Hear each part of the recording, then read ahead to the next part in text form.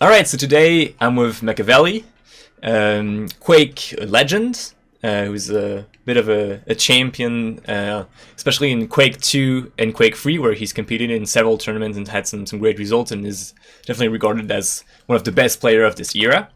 So, how you doing, man? I'm doing very well, thank you. All right. Got a newborn and everything, new daughter, so first kid. So I'm doing struggling on the sleep side of things, but I'm doing very well, thank All you. right. That's awesome. So I usually start my interviews with the question of the origin of the nickname, so like where your nickname comes from. But like basically, like Foreign talked to you a bit about it at the end of his reflections with you. And so yeah, like for those who don't know, like basically your name comes from like it's one of the nicknames of Tupac.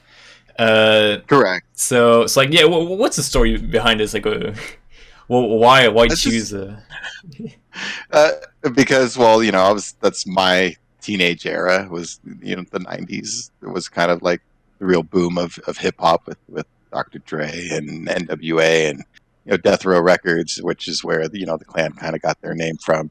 Um, and I was just a big fan of the music, and I didn't really have a nickname. So my friend Kurt Shimada, who was playing as Immortal, who was also a great player during his time, I was like, yeah, I used to just play as Victor, like in Doom. Like when I played, it was just Victor, and I was like, so I had to come up with a name. And one day I just was like, Makaveli, and I put it on. I was like, I like the look of it, and I thought actually because me and Kurt played together a lot, I thought it actually looked kind of cool too. Immortal Makaveli, I don't know. That's kind of what I was going with, and it just stuck. That's all. Okay, all right. So now, one thing that I'm actually curious about is, like, for example, on Twitter, your name is not Machiavelli; it's D16 Machiavelli. So, what Yeah. does the D16 stand for? That's for Death Row Inmate 16. The Okay, idea in Death Row was that everybody had their own number. Just kind of think about it like a jersey, right? So Thresh, for example, was D11. It's D11 Thresh, and the IRC. I just remember we had an IRC bot. It was D1 Warden. Bans people and stuff like that. So it's just little things like that. so now you were playing Quake like at the highest level during the Quake 2 and the Quake 3 era, and then from what I've understood with your foreign interview, you've like took a pretty big break with esports and gaming as a whole, like at least competitive gaming, and then came back for Quake Champions, like to cast, right? Correct. Yeah. Okay. My gaming experience after I kind of stopped the whole esports thing was I was your online troll who probably got accused of hacking very very often during that time period. Okay. All right. So what I'm curious about, like, since you're one of the few person who like really got to know esports back then, and still basically like is in esports right now, and so like since like you took this huge break, like how would you compare the two? So like esports in the 2000s and compared to like esports now, like for example, like because esports back then, from what I've seen, was much more underground compared to like now being super mainstream with like huge tournaments in League of Legends, Dota, Counter Strike that attract a lot of viewers and can like even rival up to regular sport compared to back then when it was just like this very niche thing. So like, hey, how does it compare for you? Just basically esports. Well, that's a very complex question, actually. If you really wanted to get into story time about differences between today and yesterday, obviously it's grown. The obvious thing is it's grown a lot. That's just obvious. But in terms of player, I guess, recognition, player visibility, in terms of the mainstream, that has definitely changed. Uh, the perception maybe when I was starting it was that if you played video games or you were focused on this, like somehow, I guess maybe there's something wrong with you, like you were in your parents' basement and you never came out and that kind of thing. And I always found that a little puzzling because, I was pretty athletic in my youth. I played soccer or football for you Europeans out there. And right, I played for 12 years. I was very competitive. One of the people I played with, he ended up in the MLS for some time. I mean, it was great, and actually, it was one of the things that drew me to esports was that whole competitive aspect of it. So I really felt that it could be something at that time. But it's definitely grown. More player stability. Players have more options today with contracts, sponsors. Honestly, I think a lot of these kids, pardon me, young men, take it for granted a little bit. I don't think they understand really what went into building it and getting it to where it is in terms of some of the sacrifices the earlier players made. I think they need to really keep pushing um, the standards in which they're like in terms of player content, the way they're treated basically. Like in my time, I had to fly myself out to an event. You know, if I didn't win anything, I didn't get anything. There was nobody backing me really. You know, it was just all on my own. I really did feel like it was kind of like it was just me versus everybody. Like I just didn't have a support structure. So that I would say is a massive change. You know, in terms of today, players are. If you look at the big leagues, right, they're signed, they got contracts, they got if they want it, you know, they got people that'll probably be a dietitian for them, make sure they eat right. And I really don't think the players take advantage of enough of this. Honestly, I think they need to realize that they could turn these leagues instead of it being game centric, it should be player centric. It should be all about them in terms of marketing themselves as the asset. It's not the game that's the asset; it's the player that's the asset. But I think that's getting better. Honestly, because back in my day, there was no protections, and honestly, there was only room for one or two guys, maybe a few guys. Like that's it. Like it was very top heavy with the way the prize distribution worked because there was only so much money, right? It wasn't big. So if you didn't win, you didn't get second, you didn't get top three, you were wasting your time. You really were. Like so, I would say that's a big change too. Today, I think if you're consistent. You know, you constantly top 8. Sometimes you break in the top 3. You put yourself in the running. I mean, but if you're consistently there, you know, in that top 16, top 8, you know, that's a good showing, especially today because it's so competitive. And certainly, sorry if I'm rambling. I mean, there's so many differences in terms of just the number of players today. Obviously, I would admit it's far more competitive in terms of just the sheer number of players. I'm not saying that. Necessarily at the top, the margins are that much different, but the number of players at the top is certainly different. You got to watch out for so many more dangerous players today than you did in the past. Like I remember going to tournaments and it's no reflection of like me tooting my horn or me saying, "Oh, I was so good." No, it's more of a reflection of the era that I knew that hey, there's a few guys here and there that I got to watch out for, but overall. You know, most of these guys don't got a shot. Versus today, I think if you went to a tournament, you'd be like, you got some dark horses, you got some favorites. Depending on which league you're looking at, I think you could draw some conclusions that there's more top dogs today than there were back then. So, like, apart from the rising in popularity of gaming, like, what do you think has helped? So, going from this competitive environment where like there's only like 3 really good players and then like the rest just there's not much expected to come out from them to today, like for example, as we've seen in Quake Champions, like with brackets like constantly being like reset. I mean, like with all the upsets that we keep on saying, and all the as you said, the dark horses. What do you think helped? Go towards a more like fluid and healthy competitive environment with more potential winners. Well, there's game design changes certainly. Some people may not like it, but it does add an element of more chances. The thing about previous Quakes, and I guess I could kind of touch on the differences with Quake Champions, and this is what some people don't like. And the difference is this: is that before, when you had control, it was far more of a factor in terms of how you could move around the map and how you could dominate your opponent versus Quake Champions. Quake Champions, even though you may have control, but if your opponent has the right arsenal in the right situation, he can kill you. I mean, that's just that simple. So you need to still be on your toes, even though you may have the feeling of control. I call it the illusion of control. You think you're in control, and you are. You know, you can push somebody around, but all it takes is one really bad decision into the wrong weapon, and you're going to get hurt really bad. You're going to die, or you're going to lose control.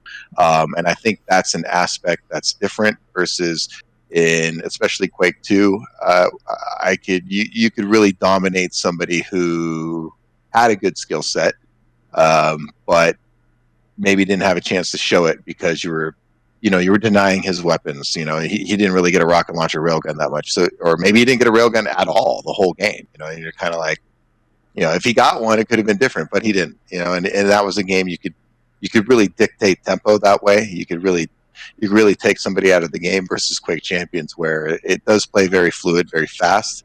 And if somebody wants to get in your face, they can. Mm-hmm. And there's really not much you can do about it.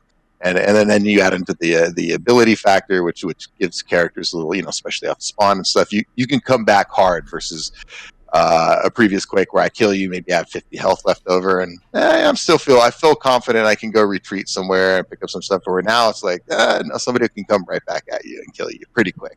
Yeah, so that's a big factor, and I would say it makes the game more difficult because now you like I said, you have to be on your toes the whole time. So if you get a kill, you can't just take a breath and be like, I got control. I'm going to go grab this heavy armor over here, and I'm going to be. It's like, no, I got to be careful. Where did he spawn? What weapon does he have? What champion does he have? For his ability and all this stuff, you got to be on your toes. So that's a big difference. All right. So now we've talked about the weapons, and like from what I've seen in Quake 2, like the railgun was much more powerful. I think it could like spawn kill the enemy with it, basically, right?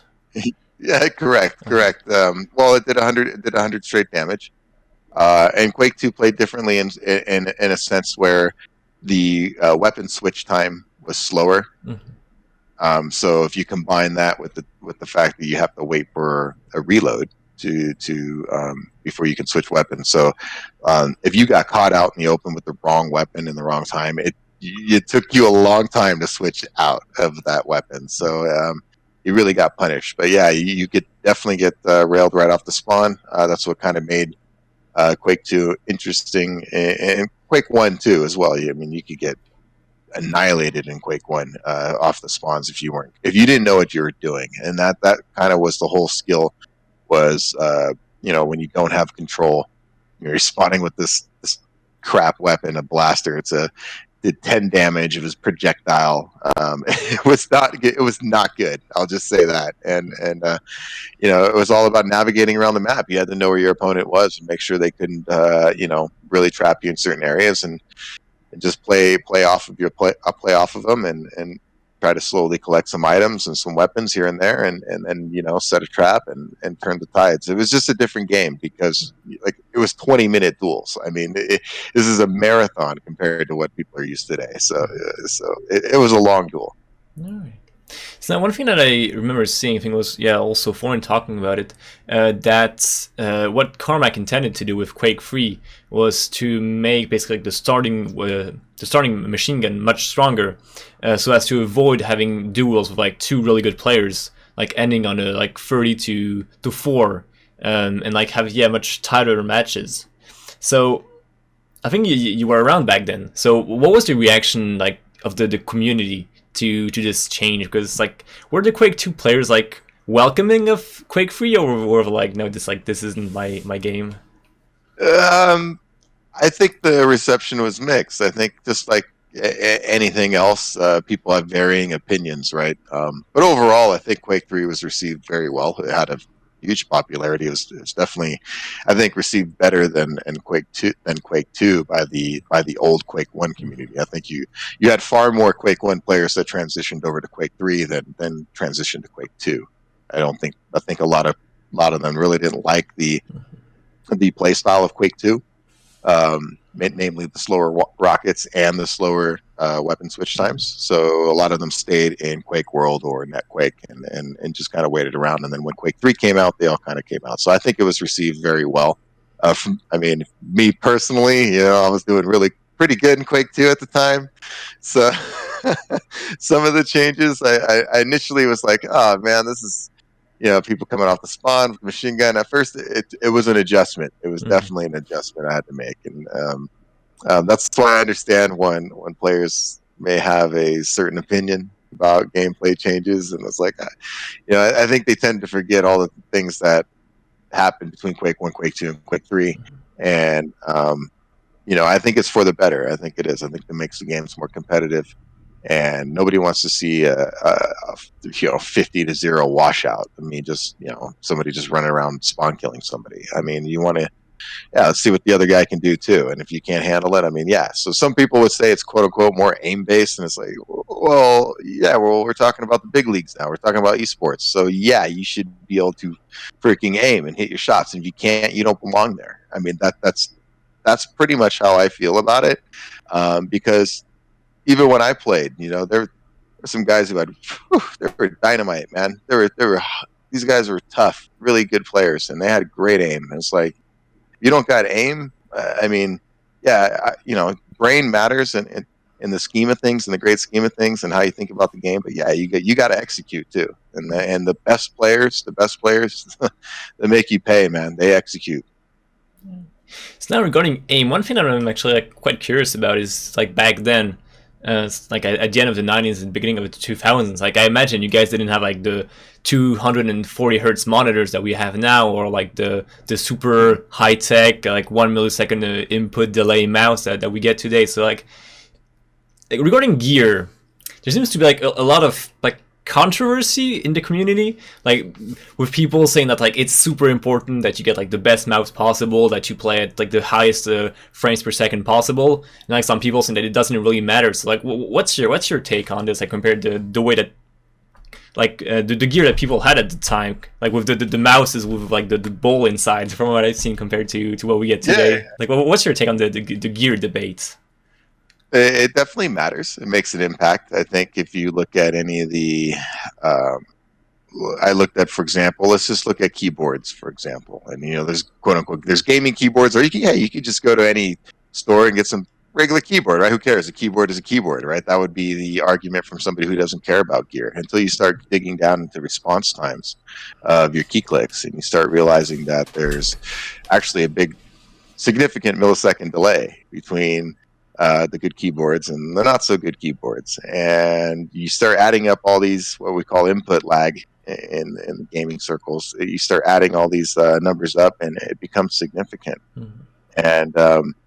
And we used to get the argument back in the day, which was 120 hertz was the big thing at our time, and 120 FPS. And there were some people who were just so stubborn, like, oh no, the human eye can only see 60 frames or 70 frames, and I was like, I hear what you're saying, but in theory, but in practice, I'm just telling you, in practice, if I put you in front of a 60 hertz monitor, right, 60 frames, and then put you in front of a 120 hertz monitor or a 240 hertz monitor, if you can't see the difference when we're playing something, especially something fast like a first-person shooter, if you can't see the difference, you may want to go see your eye doctor. That's all I'm going to say.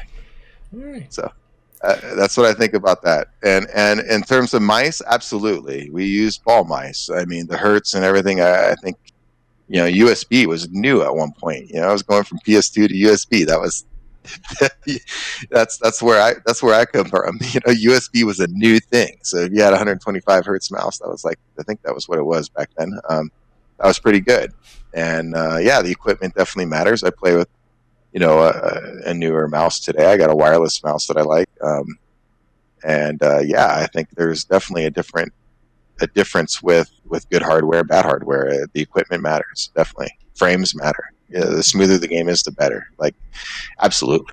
Just, I'd be lying if I said there was no impact. I mean, I could even give a personal story about how it matters. Like, I didn't play Quake initially because when coming from Doom 2 to Quake demanded a lot more PC than Doom did. I was in high school, or at the time I didn't have the money to buy a top of the line computer. Parents didn't buy a top of the line computer, so therefore I didn't have a top of the line computer, and I didn't really play Quake 1. Quake 2 came around. They did, I think my father did some upgrades or something, and we had just enough to play. I was getting probably like 45 FPS or something like that. It wasn't great, but it was definitely playable, especially when I hadn't been able to play Quake really before. And then I remember he did something else, whatever, the computer got a better one or something. It was like 80 FPS. Just that difference was huge. I immediately started to get a lot better. It's amazing how much better you can get when you can actually see. It's gonna, frames matter. So next thing I know, I remember that's when I did well at Frag 2, which QuakeCon was that? Was that the second QuakeCon, I want to say? Where I lost to Rix in the finals, but I was able to beat Immortal in that one, which was a shock because I used basically at the time I never beat Immortal. I started to do a little better in practice, but I wasn't beating him, and I just happened to get I'll call it a little bit of a fortunate win, and got into the final that time. So that, yeah, just from there, and then I remember once I got a better machine from that, it was for those going way back, it was a Pentium 2, 450 megahertz, and I had two Voodoo 2s with an SLI hookup, that was just king at the time. And now I'm just capped at FPS, and then from there it was just, then I really started getting really good and started dominating a little bit. So yeah, it matters. So another difference that I've seen compared to like old esport compared to now is the fact is regarding trash talking, because like back in the day, for me, it seemed like it was part of the culture. Was like just basically like a bunch of dudes like playing together, like trying to be the best, and like who has the biggest balls, basically. Compared to now, where like esports is much more official in a way, with like all the rule sets and like basically the sportsmanship, which is much more important now compared to them, because now it's much more it's less underground. So what's your take on it? Because like also you're quite known for like being a bit of a trash talker and enjoying all this. So what's your take on do you think we've lost something or maybe I think some players are maybe a little frightened to show a little too much personality in terms of fear of saying the wrong thing. And just getting blackballed for it. I mean, you say the wrong thing today, and it gets put on Twitter, and next thing you know, everybody's just on this person, and maybe it was just taken completely out of context. But at that point, it doesn't matter; the damage is done. So I think a lot of players are just playing it close to the vest and being smart about it. Honestly, I would just say that's the intelligent thing to do. Compared to back in the day, it was more underground. People used to talk all kinds of trash. I don't know where I got a reputation, I guess, because I used to always respond in very colorful ways, and that's where I guess I got a reputation for talking a little trash. But overall, I mean, I just like to play. That's kind of interesting. I get this reputation for talking trash, but most of the time it was just me responding to somebody, and then I let them have it when they say something. And it's a lot easier to talk trash when you're really good too. I'll put that out there. But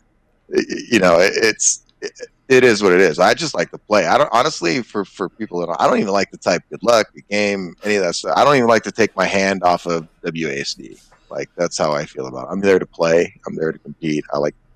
I'm there for the game. I kind of get, into it. I mean, if you didn't know I was intense about winning and getting, I mean, hey, I used to be a pro at it.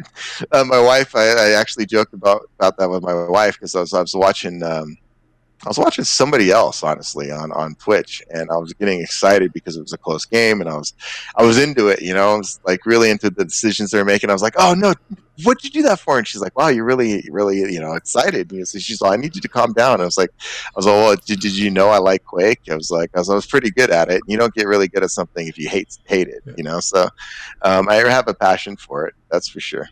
Because I just can't stop, honestly. Even over the years when I didn't play, I kind of kept my eyes on it. But, what are you going to do?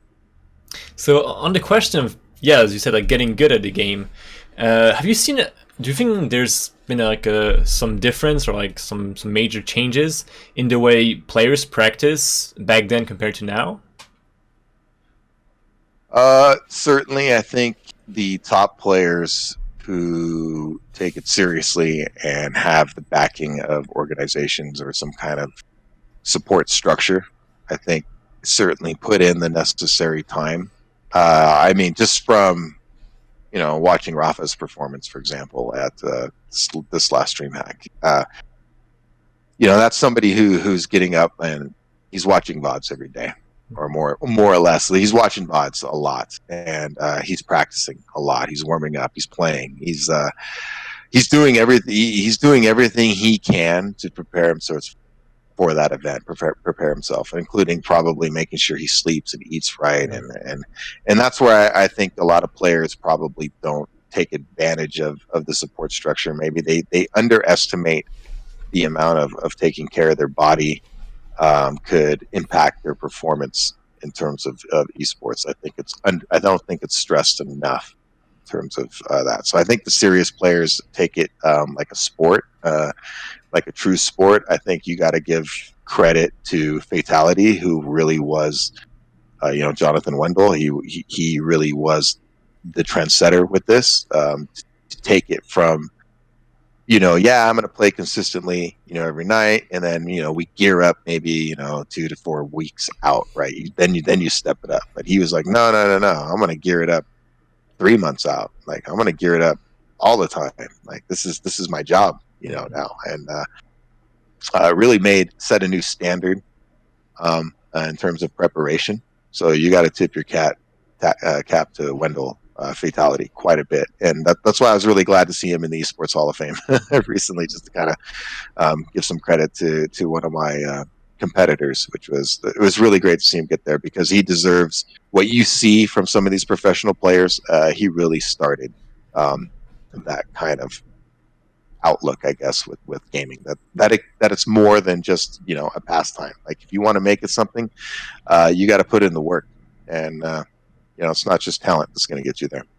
Yeah. So now, after you're basically like when the Quake free scene died down and you weren't competing as much, and you took a break from esports. So what led to that decision? Like, because at this time esports was growing, and so like, didn't you have the interest at the time to like maybe get into another game, either competing like somewhere else, or like basically just, I don't know, like casting at the time, or was it just like did you feel like you were just done with video game for now? I think at the time, I was after the Babbage's tournament, the CPL Babbage's tournament. I was a little bitter, having done everything for Angel Munoz in terms of just trying to be a good marketing tool for esports, and trying to make it grow, and trying to change that perception of these are just, like I said, there was just a very negative stereotype around gamers that I didn't feel was fair. And that kind of led to some of my bravado, I would say. I was trying to, I didn't want them to see some shy kid from somewhere. I wanted them to see somebody who was outgoing and who was boisterous, and like not afraid to say something. But in that tournament, I flew myself out like usual, but I did some media for him.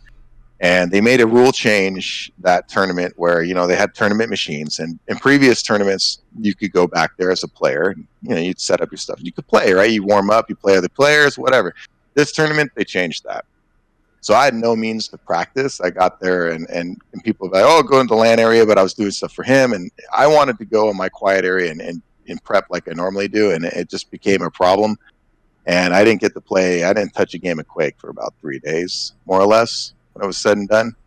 I didn't want to. I'm going to go in the BYOC and just tell somebody to get off their machine. I mean, I think that's kind of an elitist, kind of prickish thing to do, to be perfectly honest. Like, hey, yeah.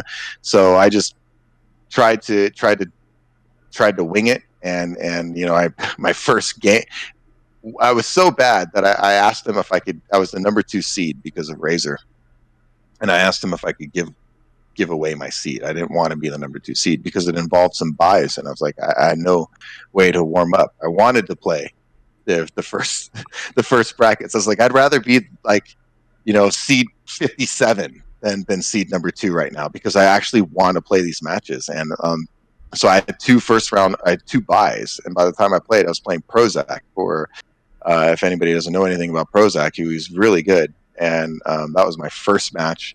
I had foolish thing, the loud noises and stuff. I didn't have closed ear headphones. That was my fault for not preparing a little better for the environment, and just all kinds of problems. And I just felt like it was a dead end, kind of like, why I spent all this time, and I was one of the best. I knew I was, because there were guys that did very well, and I knew I was beating these guys at the time. And it was just very disappointing to put in all that work and then just not be able to play and to keep myself sharp. Versus, I see now when players get there, they got a practice area, man. It's all set up for them, man. They're ready to play. They can stay warm for days, and versus not playing for 3 days straight, and not to mention there was tournament delays, and like I said, so I was a little jaded over it. What happened was after that, I kept playing. I was really good. 0-4-1. That was his first big win. I was really proud of him.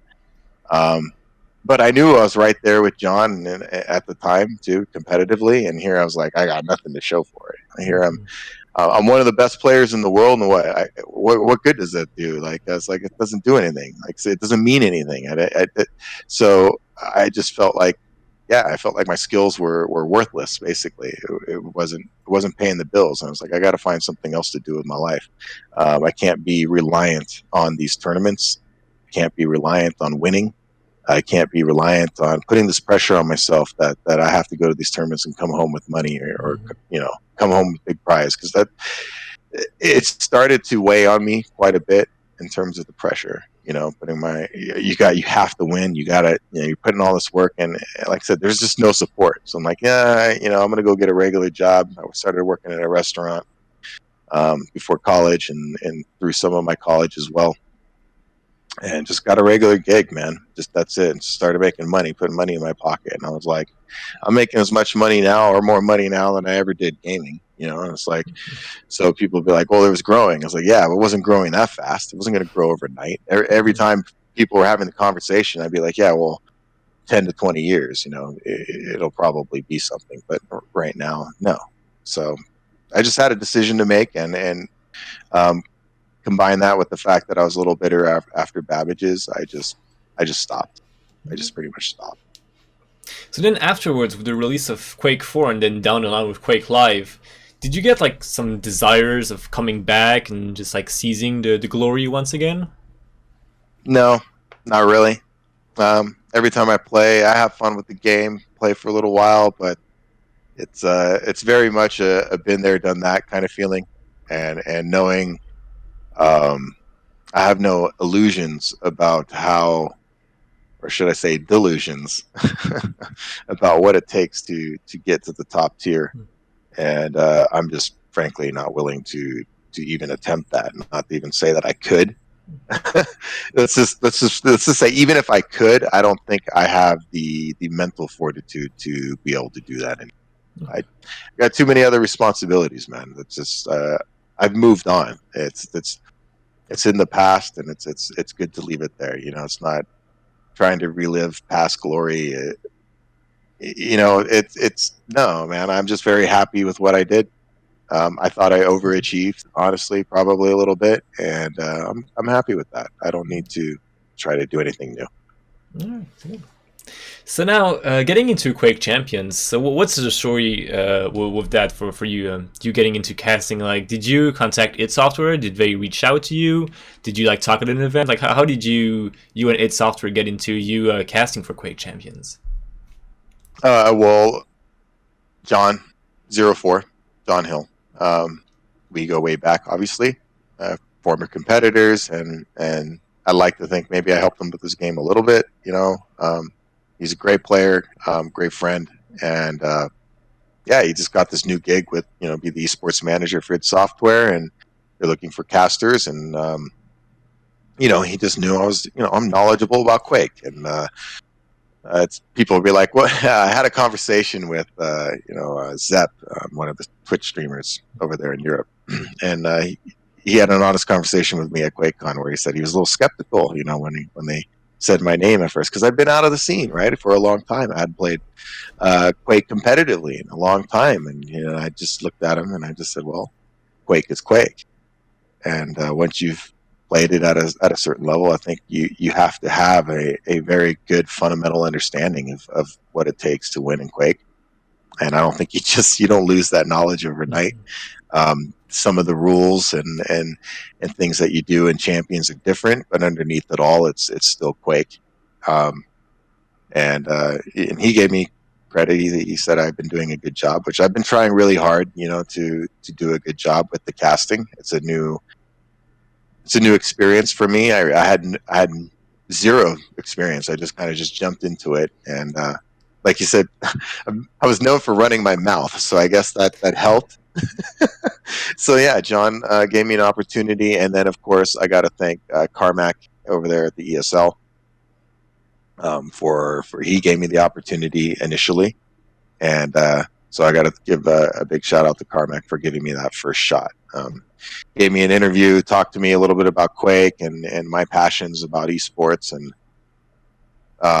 you know, it was just a great opportunity to get back into. And honestly, I probably would not have done it if it wasn't somebody like 04, like John asking me to do it. That made a big factor in my decision too. Just my personal connection with him, and two, I know he understands what it's like to be a player and to compete, and I thought it was a great choice as an esports manager. So I was really supportive of John. So I was trying to help out in any way I can, and especially for Quake. I really feel like Quake should have a bigger place in esports. I think it's a great game, and I was just trying to help out any way I can. So now, how was the process of learning casting for you? Like, did it just come naturally? Was it with time? Did you like Google some of the casting tutorials, or like talking with other casters like Zoot? Like, how was learning casting for you? Honestly, I just kind of winged it, man. I was just said, I just thought to myself, just be yourself. Just talk about the game. I asked for advice. Blue gave me some great advice. Everybody, Kaplan, everybody gives me a little bit. I take from Ketchup, Kaplan, Zoot.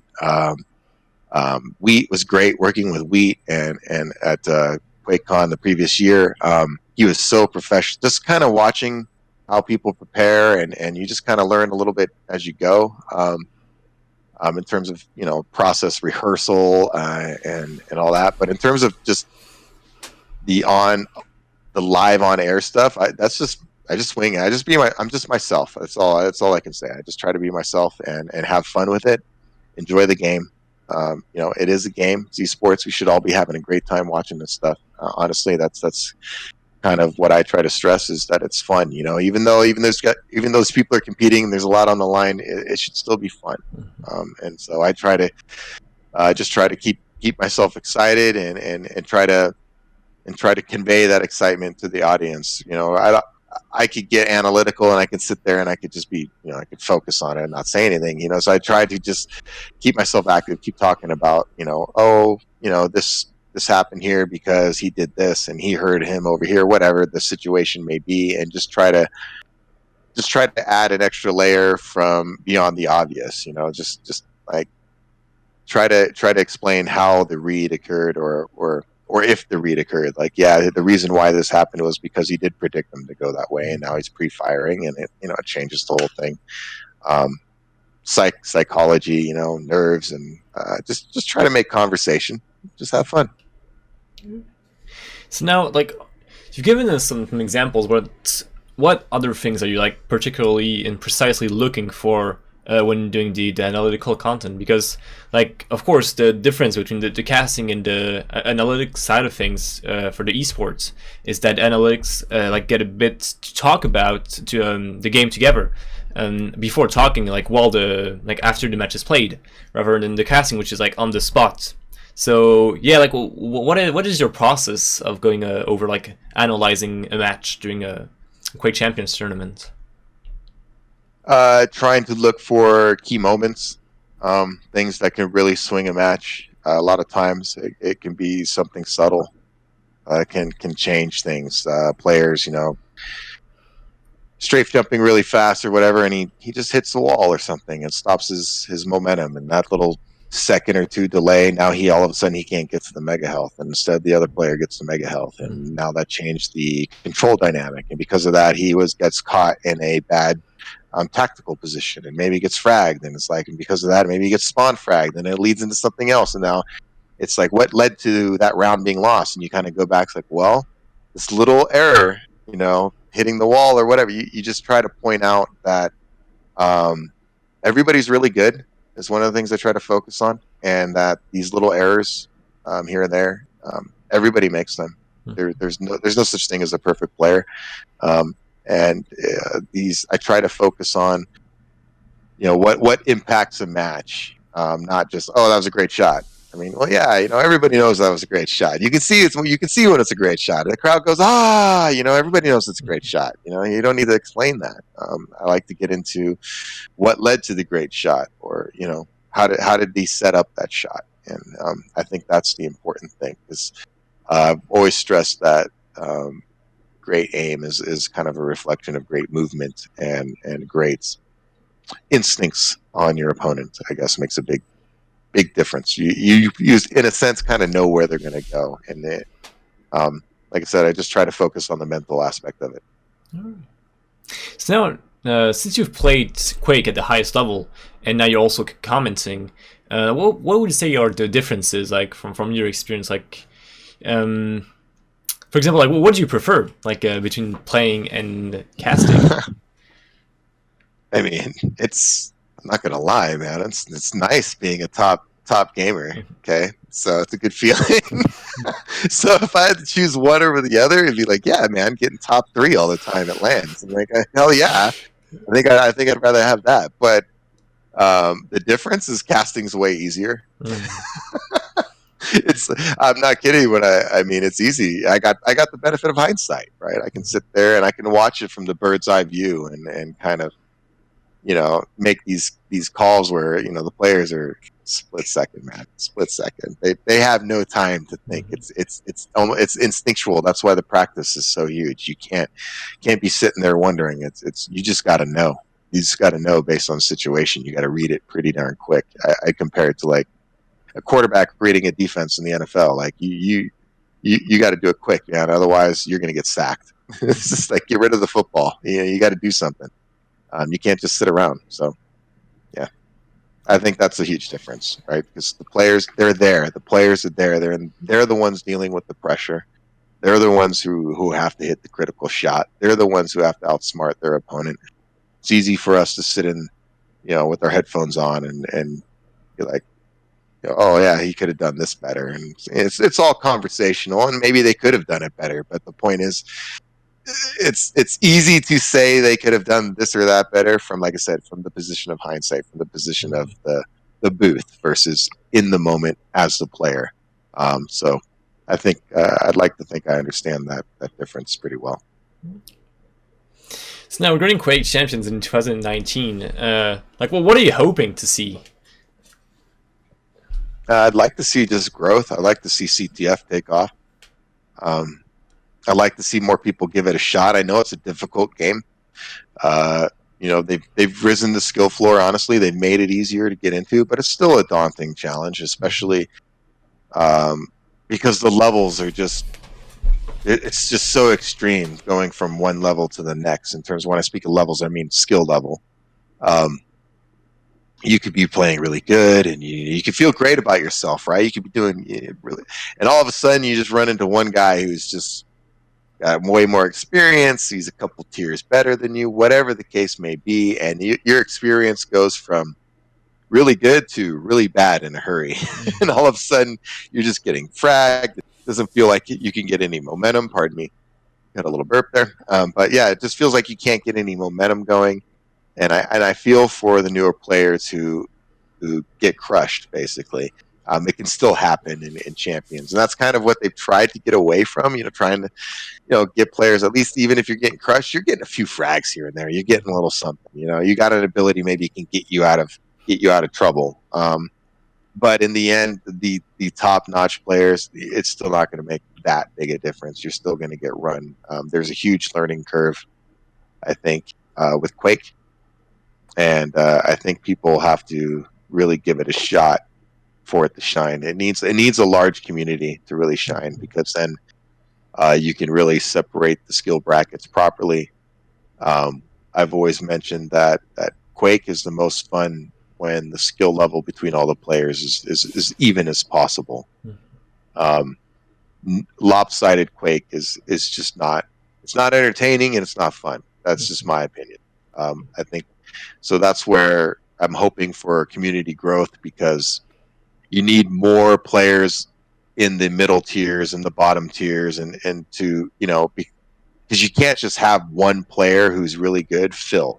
Mm. It ruins the whole game. It ruins the whole match. That one good player will run everybody, and it's just not, it's not conducive to getting new players to get into the game. When everybody can't strafe jump, worth a darn, and everybody else is struggling to get around, it's fun because everybody else is having the same struggle. Nobody else is flying around at 100 miles an hour and just just having their way with people. So I think that's what I'd like to see. Player growth, I think, would be my big dream. All right. So now we're kind of starting to see in Quake Champions with the past tournaments like a dominance by, of course, Rapha. Like when you compare the first year, and like for example, we had Claus, who at the time was the best player. Then it was Razy. Then it was the Hang, and so yeah, like then it was Cypher online. So for a time of Quake Champions, like the top of the line players like were not consistent at all, compared to now where it's basically like Team Liquid winning every 2v2 tournament, and Rapha, who's won both PGL, got into the Italian Open final, and won DreamHack Winter. And like, who do you think? Like, who do you think? Yeah, would be the Rapha challenger for 2019? Like, is it there's one player that you think could take down Rapha? Who do you think it would be? I mean, there's a lot of players who could. It's a question of who will. Mm-hmm. That's a big thing. It's who's going to prepare, because I'll just say that Rapha's not going to just give the title away. So he's going to keep preparing really hard. That's a tough question, honestly. I mean, I think Claus could certainly do it if he took it more seriously. And really dedicated himself to maybe a more mental and methodical approach to his game, rather than, like I say, with him little too much Hollywood, because he's so good. He can get away with a lot of things. Certainly the old guard, man. Avic played great. Honestly, I felt Avic could have maybe pushed him, or Cooler could have pushed him, but Cooler could have probably done a better job. I don't know. In the final at DreamHack, I felt, because Avic was just worn out. I felt Cooler had a little more endurance in terms of could play long hours and not let it affect his game as much.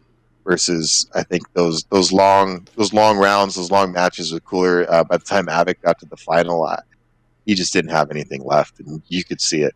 But even if he was fresh, I think the way he played showed that I think Avic is somebody maybe to watch out for, depending on how much time he dedicates. Even in that tournament, he admitted he didn't spend too much focus on duel. He just used his Quake knowledge, his experience. I mean, he's a dueler. He has experience dueling. It's not like he just picked it up yesterday. So, he just tried to play the fundamentals, play the numbers, and he did a great job. He did a phenomenal job. Shows he's got a great mental approach to the game. Cooler, I thought, has really started to step his game up. I think he initially kind of struggled a little bit, making some adjustments, trying to figure out how to, where your style fits in with Champions, right? And I think I understand going from Quake 2 to Quake 3, like gameplay changes and trying to adjust to those gameplay changes and finding, how to make it work. Like I said, no excuses, man. It's a new game. You can't just be like, oh, it should be different. I would have killed him if the game's not different. The game's how it is. So you just got to make the adjustments. So I think those players have been really good. Toxic's been consistent. Any of these guys, Razy can come on. Honestly, man, I just think Shane is on a tear right now.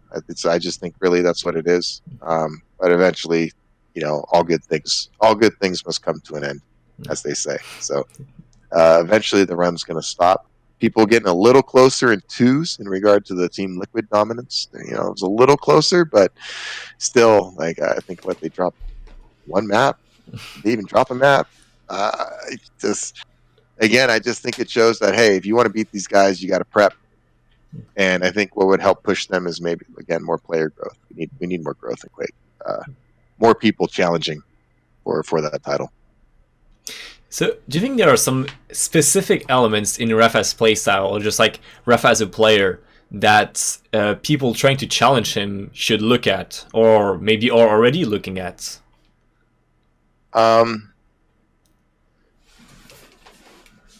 There's the obvious things. Times really well, and that's what everybody says. Oh, look how he runs around the map. His movement's great, smooth, and there's a lot of things you could point to his game, but I would say those are all the obvious things and very fundamental. I would say the thing that really, if you wanted to pick one thing from Rapha that I would really watch, is his weapon selection. Mm-hmm. Watch his weapon selection and his footwork. I want to call it footwork. How to control range, how to that's pretty much it. Because range, in terms of distance, between you and your opponent, will change a lot of things in terms of what weapon works best. Range, elevation, just understanding what weapon to use at the right time can make a huge difference, or will make a huge. It will. I mean, that's it. Just knowing when to switch the right weapon at the right time.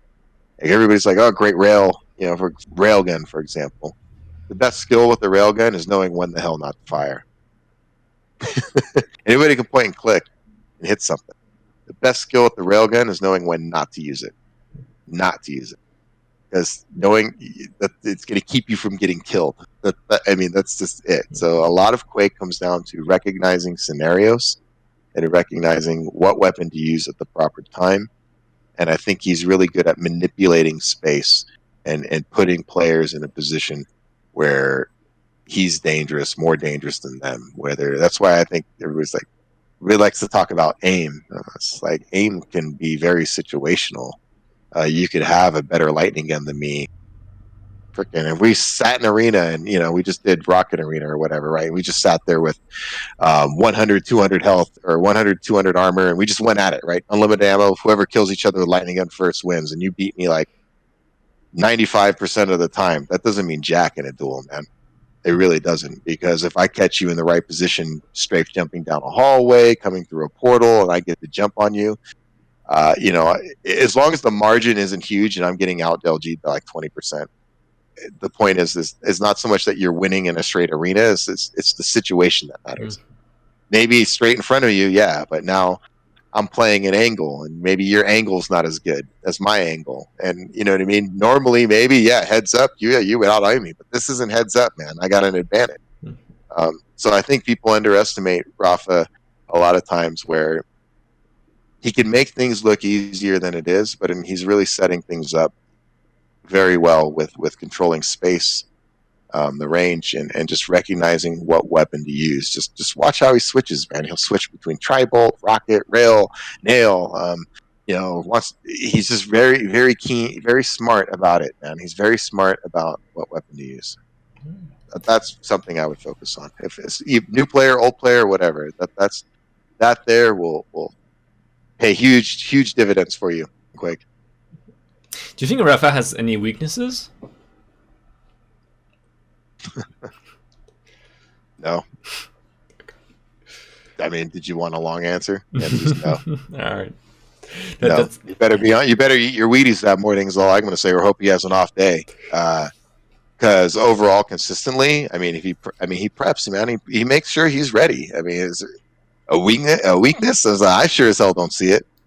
Like that's why I call him the greatest of all time. I mean that. I say that with a straight face. I'm not just being his hype man. I'm sure people. He just like no. It has nothing to do with liking Team Liquid or liking Shane or Rapha as a person. It has nothing to do with that. It has to do with objectively looking at what he's accomplished through Quake Live, now Quake Champions, and the way he plays, and his approach to the game, and the decisions he makes in game, and there's just no doubt in my mind. He's the greatest Quake player ever. So weakness, Father Time. Father Time catches up with us all, So, like I say, all good things come to an end. Eventually, his time will come. But right now, he's the man. So something that I think Foreign talked to you about in his interview is this like this lineage, sorry, of the American Quake, like with Fresh dominating the Quake One scene. Then like because I knew that you were quite close with Fresh apparently, and then you like one of the greatest player of the Quake 2 era, like probably the best player, and then for Quake 3, so of course 0-4 and then Rapha for Quake 11 Quake Champions. And so what Foreign was saying is that like basically like Fresh was quite close to you, you were quite close to Makaveli, sorry 0-4, and 0-4 was quite close to Rapha. So yeah, like what's your take on this lineage? Sorry. I find it quite fascinating in a way, and I'm also like wondering who will be the next one after Rapha. That's really up to Rapha to see if somebody's there that really catches his eye. But it's an interesting story. I think obviously it's easy to overstate, I think, how much impact you have on somebody's game. I like to give credit. Like I'm sure 0-4 would say he watched me play online. He spec'd me, watched some demos, and I talked to him a little bit through chat. And but it was up to him, man, to put it together and to actually make something of that advice. And it just goes, I don't like to take the credit away from the person who actually did playing, is kind of what I'm getting at. So I would just say for myself, I would have to give, he doesn't need it for his ego. If he ever sees this for whatever reason, Dennis, I know he doesn't need any extra confidence, but yes, he had an impact on my game. Absolutely. I looked at some demos. I watched how he played, his mental approach to the game. I kind of took that from Dennis. He gave me some, individual advice in terms of what he saw from me, things I could do better in some games, and I kind of took that. And but I think if you asked Dennis at the time, if he thought I was going to be really good and end up, competing in finals and stuff like that, he would have probably honestly said no. I was always decent, but never great. I kind of worked at it on my own. I just kind of took some things from him and took some things from Immortal and some other players that I ran into, and somehow put it together and started to get better. And I like to think that's what these other players are doing too. So they take a little bit from me, they take a little bit from Dennis. I wasn't a perfect player. I definitely made a lot of mistakes in game, but I did some good things too. I did, and I like to think I wrote a chapter or two on how to get a frag online. But yeah, I think it's a really cool story. That's kind of how it went. I think it's not so much like it. I mean, I would say John, or I guess I should be specific. 0-4, I would say was more directly involved in Rapha than previous generations. In terms of that lineage, I think if you talk to Rapha, he would say John was very more hands-on in terms of trying to develop him as a player. But yeah, it's a cool story. I think the lineage is more of, like I said, the approach. It really comes to the how do you approach duel, and I think one of the things that goes all the way back to Thresh is with it's thinking. It's not getting intellectually lazy in a match. It's very easy to get mentally lazy in a match. Just cycling between items. I'm just running the same route here and there, and I think it's easy to get lazy. That's all I'm going to say. It's like, so the whole idea is to be mentally active. It's not just about timing the armor and where I'm going next. It's where's my opponent? What's he thinking? What's he want to do? Where's he want to go? What's his weapon? What's his stack? How much ammo does he have? Like trying to go to that next level and always thinking there's always something else. What information can you get? So you need to be mentally active during a match, not just running through the motions. It's very easy to do that. So that's why I think Dennis really excelled at that. He used to tell me just a simple phrase is it's true. You can use it in life as well. Is put yourself in their shoes. Is what he used to tell me. If you could put yourself in their shoes and see things from their perspective, how are they going to beat you? So it's really, really hard for them to beat you. So I'd say I took that from him. I took if we want to go into the whole development of the so-called style, I guess I took some things from Immortal, which was some risk taking. I would say players early on played it a little close to the vest with control. They were worried about giving up that armor or that mega health, and they would just play it very much by the numbers. But in a sense, that kind of made them a little predictable because they didn't want to go out in certain areas, and you can kind of play around that. And Immortal really taught me that if you maybe take a chance that maybe traditionally wouldn't be a good move, but if the player's not ready for it or unprepared for it in that particular situation, what was once a bad play now becomes a good play. And it's just about reading the situation and being willing to take certain chances based on making a read. Typically I wouldn't rocket jump into your face, but because you're not ready for me to do it, suddenly that changes the equation. If I don't hesitate and I do it quick and I'm in your face before you can react, you're thinking, there's no way he's going to come up here. Also, he's in my face. Versus, if you're prepped for me, that kind of thing. It's just being able to read the situation. And then I guess my little wrinkle that I added was extending the zone of control, really making it. I wanted to have it where, there's going to be some times you're out of control. Maybe you give a frag here and there, but once I have control, you're done. That was really my MO. That's what I wanted to convey in terms of my styles. Once I got control of a map, that was it. It was over for you. I'm going to start running you so damn hard. There's nothing you can do. I didn't want to let you breathe. And I think I that's what I like to think I was able to do a little bit. And then John just kind of, he took things to a little next level. Did some subtle things took things from my style. His mechanics were better. He's just a better talent. I'll just say that right off the bat. And then he's good about knowing when to press. I could get caught. I could get caught in a chase. So my weakness as a player was, one, I could get too emotional. Could start thinking about things that I shouldn't be thinking about in a match. In terms, like I said, what I said earlier about putting that pressure on myself, and I could overextend.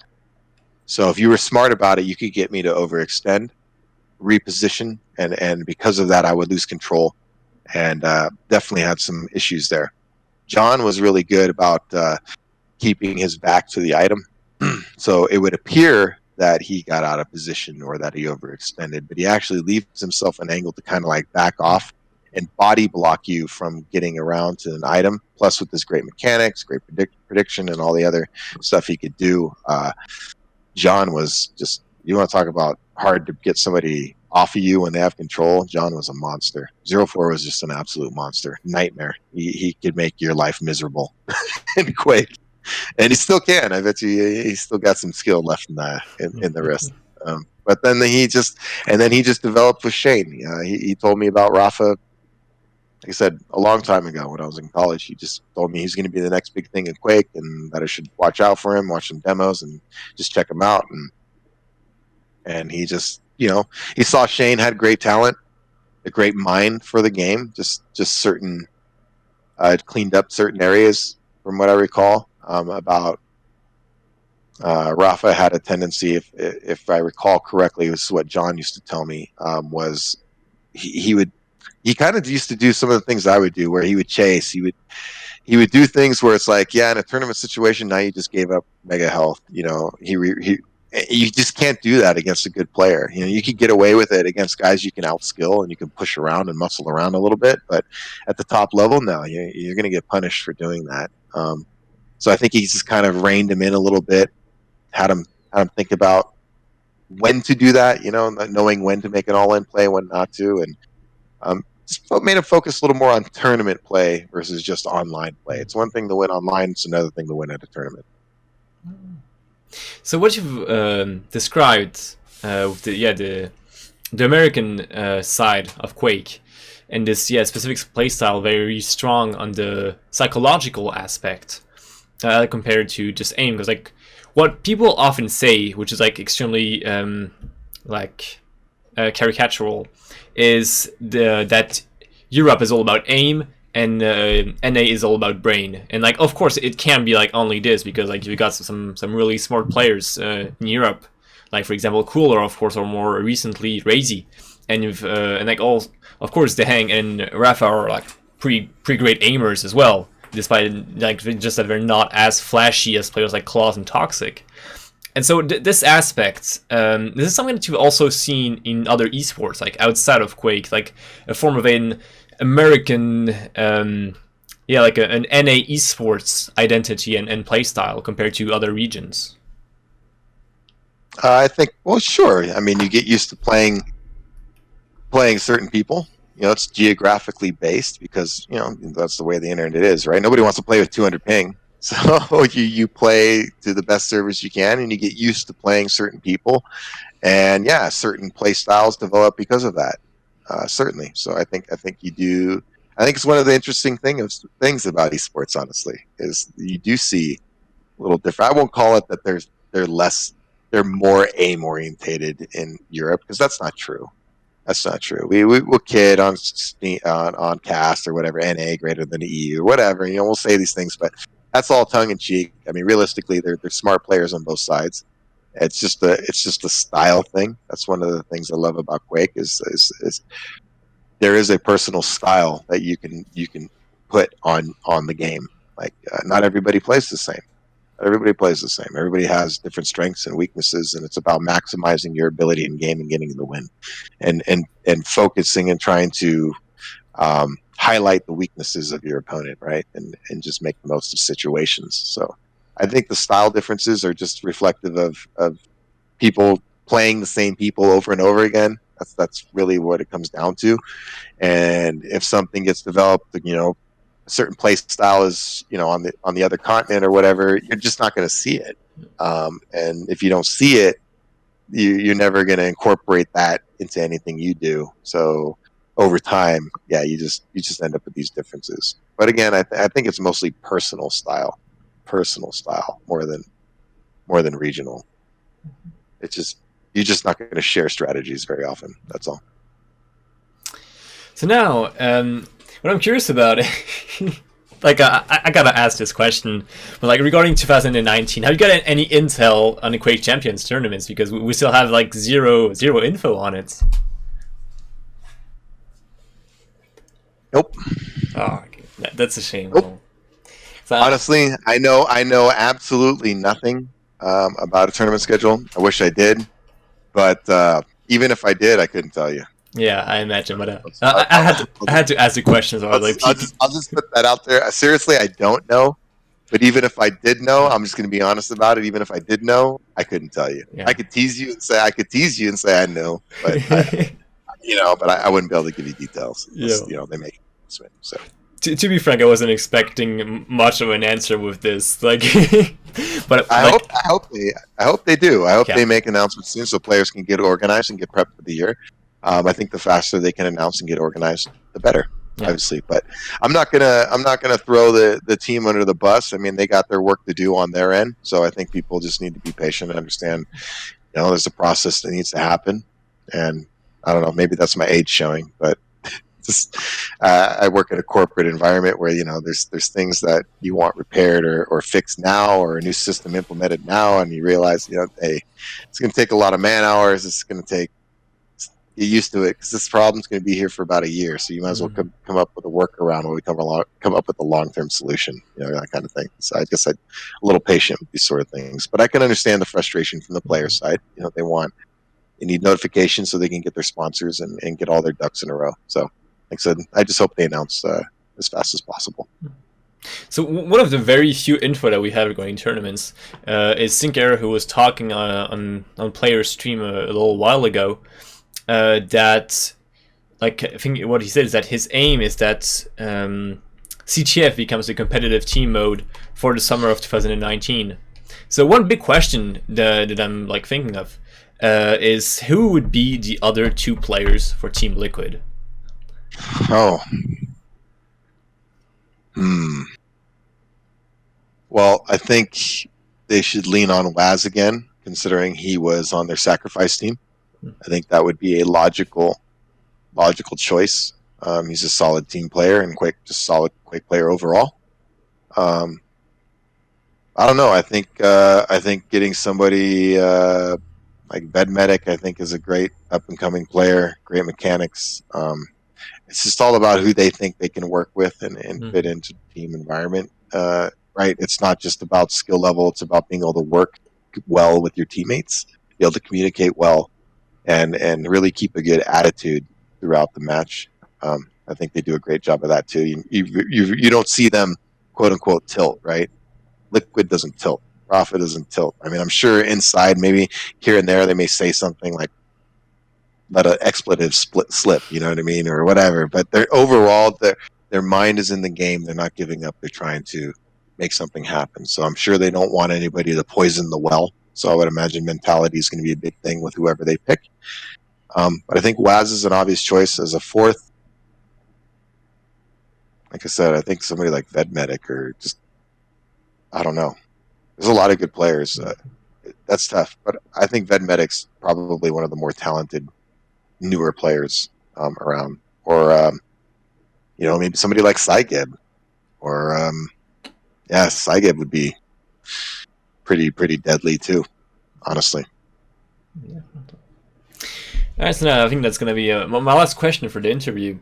So, if QC eventually stops being in esports, like stops having tournaments, like whether it be like in a year or like in 5 years, like if it ever happens, do you think you'd be interested in working on some other games?